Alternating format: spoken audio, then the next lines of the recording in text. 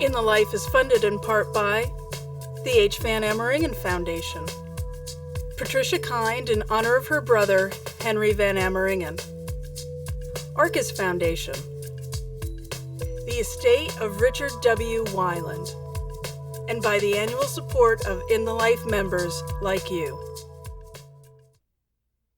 Across America, there's a new awareness among parents, lawmakers, and educators about the effects of bullying on youth in school. Bullying is not a gay issue or a straight issue. It's a safety issue. It's about what kind of learning environment we want our children to have. Coming up on In the Life, we revisit bullycides, addressing a tragic epidemic affecting our nation's youth. Then we look at how Live Out Loud is giving hope to young people by bringing gay role models like Oscar winner Dustin Lance Black back to their hometown high schools. It's like, seriously, if you guys dedicate yourself to 1 year of a gay-straight alliance, I swear to you, you guys will be saving lives.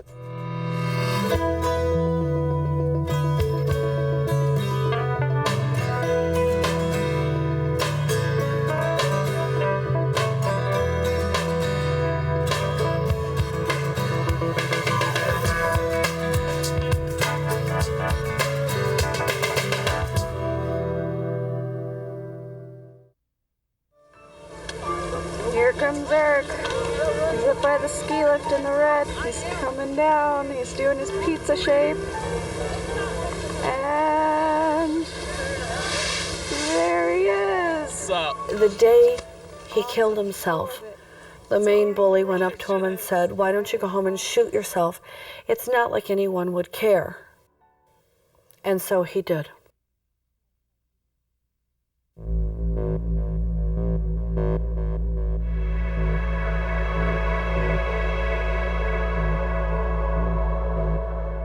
I was cooking dinner when my son, Carl Joseph Walker Hoover, went to his room where I imagined he'd be doing his homework or playing his video games.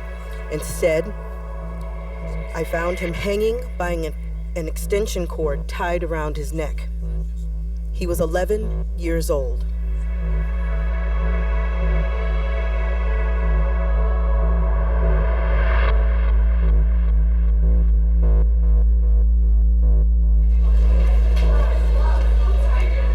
There were problems in high school as far as me being gay.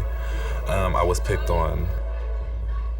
When I did try to act like I was in the closet, I was counted out, like singled out on everything, you know, that gay boy this and all this other kind of stuff. So I did drop out of school and I was like 16.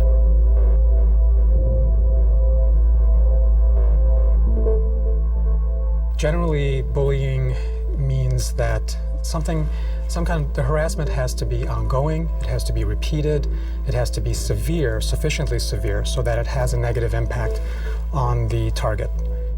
Go to homecoming with you? I don't think so. Get away from me, you homo. Bullying is different than conflict. Conflict is something that happens between peers on an equal level.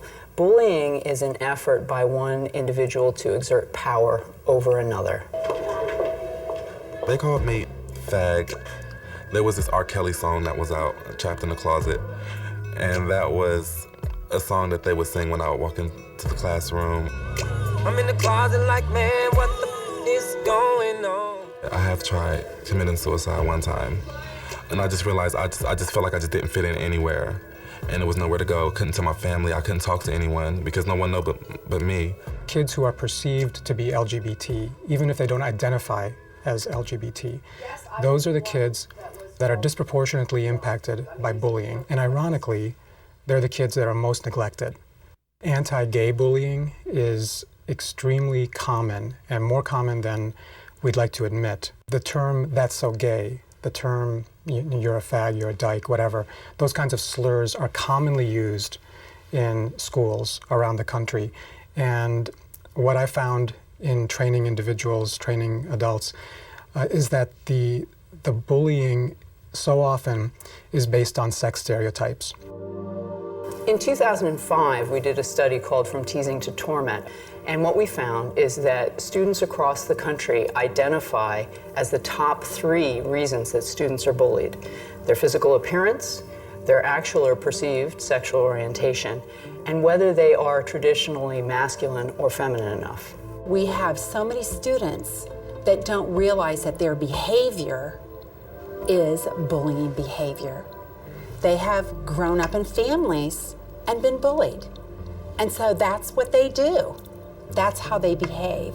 And so the challenge, I think, for schools is to really get children to realize that their behavior is hurtful. Everything flows from the top. If you have an administration that does not believe that verbal taunting is bullying, then nothing will change. Nothing will change. He was a very, very big baby. Almost 9 pounds.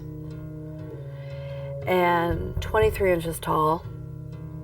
Didn't have a baby, had a toddler. He was a very gentle soul.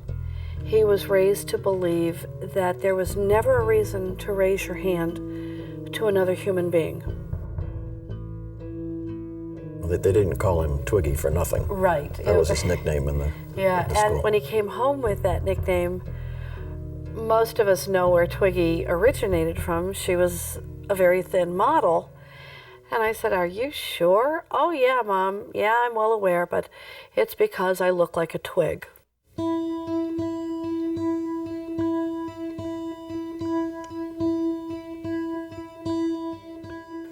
These are some of the pictures from Eric. This was in California, Hollywood. That was his last trip. This was... Mentioning someone needs a hug, people would go to him for Twiggy hugs to cheer them up. This slogan up here, "Real men wear pink." His favorite t-shirt was a pink t-shirt that had the slogan, "What are you laughing at? This is your girlfriend's pink shirt." Another one that he really liked was "Tough enough to wear pink."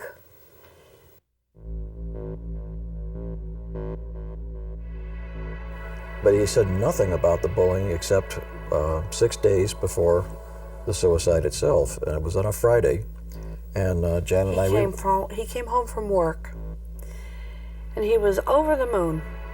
"What's going on?" "Well, the math teacher finally caught the bullies." "Well, wait a minute. What do you mean bullies?" "Well, I've been picked on all year. But the math teacher finally put these guys in their place. It was great, Mom. He really reamed them out."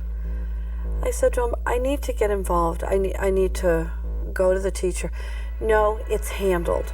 I talked to him the next Tuesday briefly, and he just said, "Well, they're being snarky again," or some comment like that. But, you know, he kind of brushed it off as not really all that significant. It wasn't until the memorial service that we had kids from his classroom come up to us and start telling us, you know, the kind of bullying that he was going through. His ear was flicked. Paper wads were thrown at him. Stuff was shoved into his hoodie. He was shoved into lockers. Poked in the back with pencils. Constant verbal abuse. He was threatened with assault daily. Called faggot, homo, queer, gay. Well, he was ordered to shoot himself by these two bullies from that class for at least 2 months, from what the students were telling us. I mean, that's how vicious the bullying was. And so he did. There he is. What's up? Awesome. How was it? Never an apology. Never a consequence for the bullies. Yeah, the school knows, but they never gave these students, to the day they graduated, so much as a detention. The teacher was never spoken to, put on a plan of assistance or anything. It was all swept under the rug. If it's the last thing I do, I want a federal law in place identifying verbal bullying as the crime that it is. I want something in place so that it will lessen the likelihood of somebody else living my life.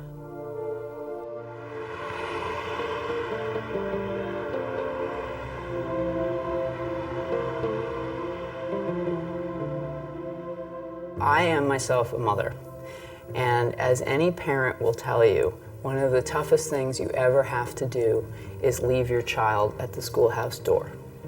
When you think about it, every child in this country spends most of their life, most of their waking time in a school.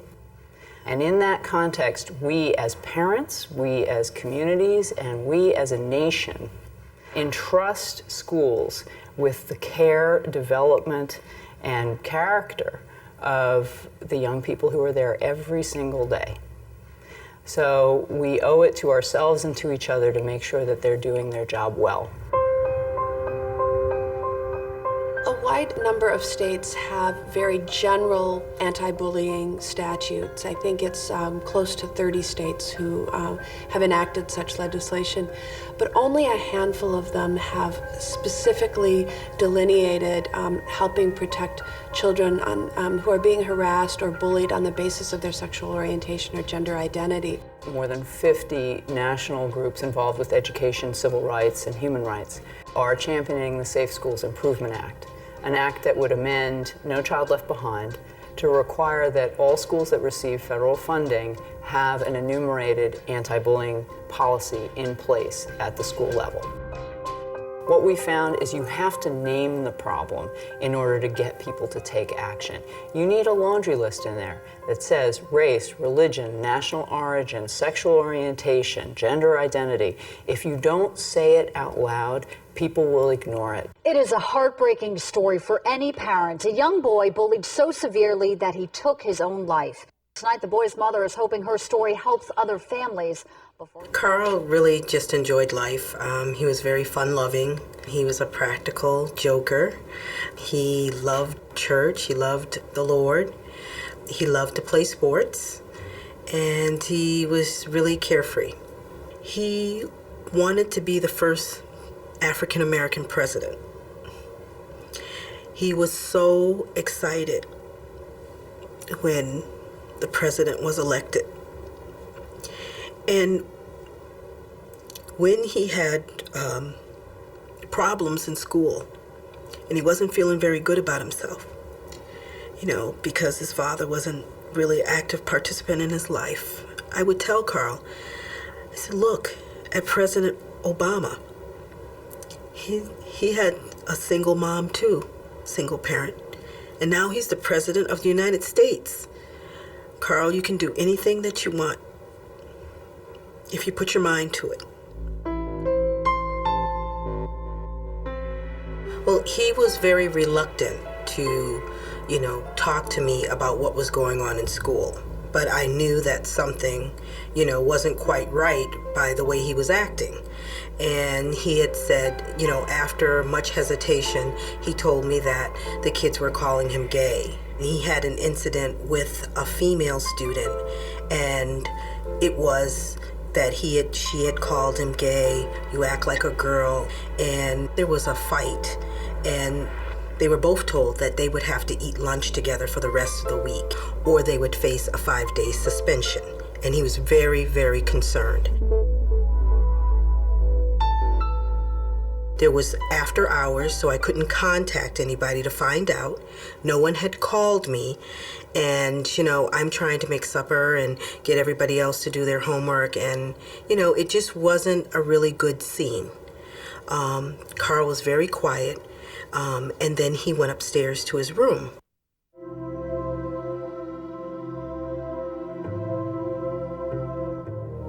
And, life hasn't been the same since.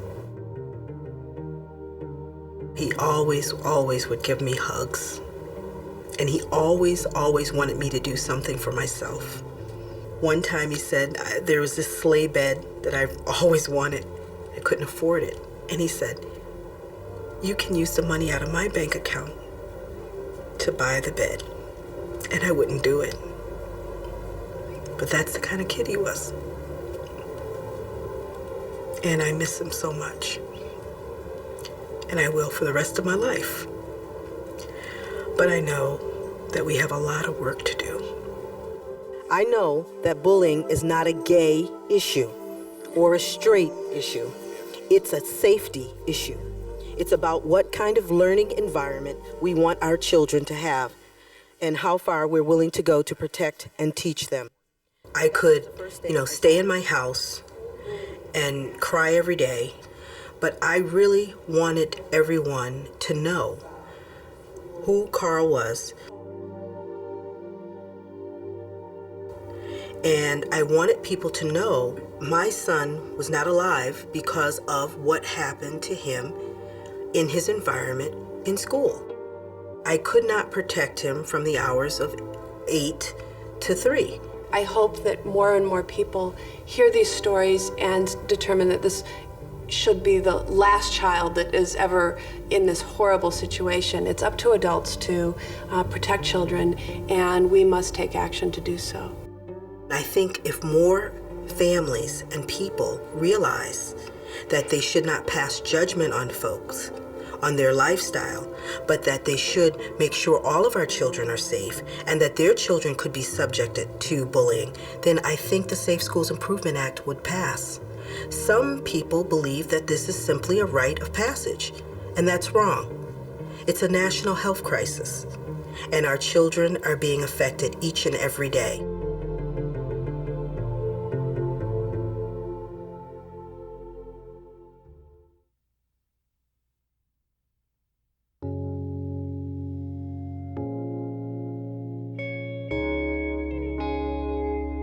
It's surreal being back here. I know the challenges of coming from a small town like this. It is tough, and a lot of people do look at you like, oh, well, maybe you can shoot for the middle. I was never really satisfied with that. My memories of North Salinas High School are not embracing of LGBT people. I would hear other students using the word gay as sort of this derogatory adjective, and you're like, oh, that's what people think of gay people. Well, I can't let anyone know that I am. My coping mechanism was to disappear, or to vanish and be quiet. I was incredibly shy, and I think if you asked most students if they knew who I was, I think most people would say, no, I don't remember him. The point of the Homecoming Project is to get people to go back to their own hometown high school. And after Lance won the Oscar for the script Milk, I sent his publicist a letter. And I think within 2 weeks, we actually had him on the phone on a conference call. And he's like, I'm very excited, I want to go back. So we contacted the school and we flew out to North Salinas, California. It's shocking how little's changed. Like, really hasn't changed. I think my locker is this one. Let's give a big Viking welcome to alumni, Mr. Lance Black.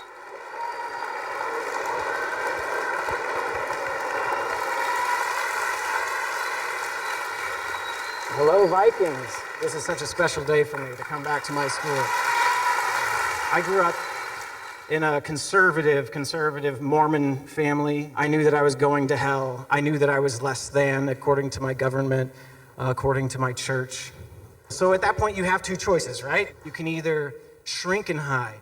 You start to vanish. Or you can do the other option, which is what so many gay and lesbian kids sadly do in this country. You can take your own life. And what I decided to do was to hide and to shrink and to not let anyone know. And I cried myself to sleep on more Sabbath nights than I care to remember. Long story short, my mom said, you know what? Why don't we put you in drama club? Like, I couldn't even talk in front of 3 people. Drama club, that sounded like a nightmare, but yes, she did. I went right over there to that theater, and one of the theater directors told me the story of an out gay man. And at first I was like, an out gay man? That's the dumbest thing I ever heard. That's somebody looking for a fight, right? And then he played me a speech that this guy gave. I know that you cannot live on hope alone, but without it, life is not worth living. And you've got to give them hope. Thank you very much. I was almost 14 when I first heard that speech, and that was Harvey Milk, my great hero. And the first time I heard that speech is the first time that I really knew that someone loved me from me. 10 years after he'd given his life for my fight, he gave me hope. And you know what? Yeah, you can clap for that. first step in the strategy of any civil rights movement, which we are all involved in, is to understand that we don't exist in a vacuum, right? Everyone in here, in some way or another, is a minority. I think it's great that we're all minorities. I think it's fantastic. But what's important is that we start to pay attention to any group who is having its civil rights stripped away. You have to fight the status quo. You cannot take no for an answer. Never take no for an answer, and get out there and agitate and make good things happen for yourself.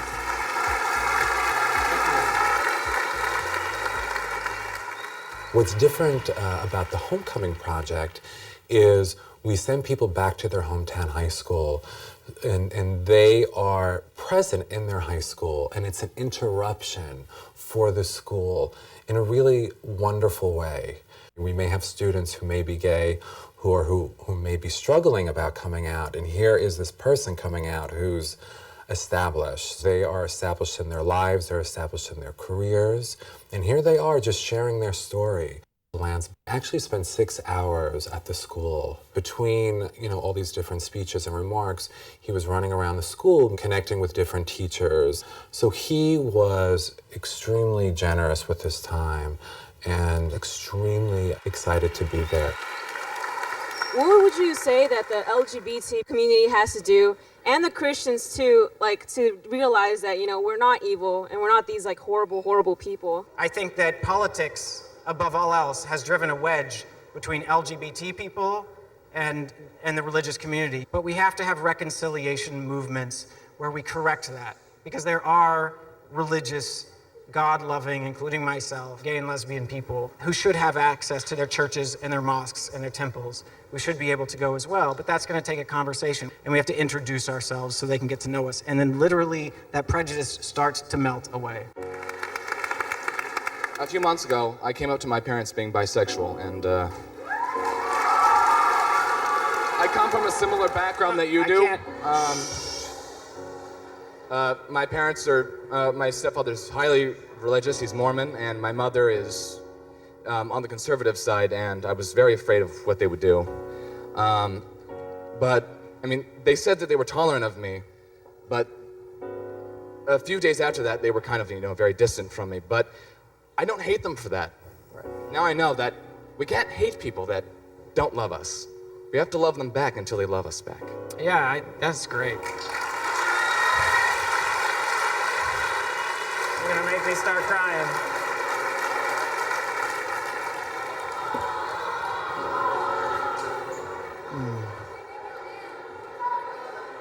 Yeah, we love you. You did something incredibly brave. Thank you. He was me in so many ways. That was me. I was the Mormon kid, but I wasn't as brave as he was. He was so incredibly brave to stand up in front of his class and to do that and to say that. I actually sent some chills down my spine because I was shocked at the amount of guts you have to say that in front of the whole school. That takes some bravery. We're teenagers, we need people to be encouraging us because there's so many kids in this world today that feel lost, and they want somebody to be able to tell them it's okay, I'm here for you. It's seriously, if you guys dedicate yourself to 1 year of a gay-straight alliance and work really hard to make sure you get some straight people and some gay people and some bi people and some trans people, whatever you can get. This day changed North High. It made the foundation for having a gay-straight alliance. They've wanted it, they've talked about it. This cemented it. I swear to you, you guys will be saving lives of the new freshmen coming in. You'll be saving their self-esteem, their self-worth, and that's how change happens. And it happens really fast. We have a lot of kids that need this. A lot of kids need someone focused in on them that says they're good, they're okay, just the way they were made. If you could change somebody's life and put one impact on somebody today, imagine the next time he comes, even bigger, even better for change and for hope. It just it gives me hope that I might be able to do something really big also. Hi guys. I didn't want to come here and just be the gay guy. That's one part of me, but I wanted them to know that there's more to me than that. I wanted to come to them with a message that is universal. You sat there. I did, I sat right, I did. When I first heard about doing this Homecoming project, I had no idea it would be so revelatory. I had no idea that I would see such great change, and it's been really such an inspiration to me. But to see what's happened here, thanks to the Live Out Loud Homecoming Project, for me is inspiring. It makes me want to keep working and doing, and I know now that we are doing good.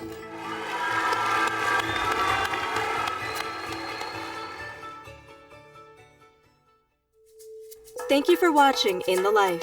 To learn more about the issues in tonight's program, or to tell us your thoughts about the show, text ITL to 69866 on your mobile phone, or visit itlmedia.org.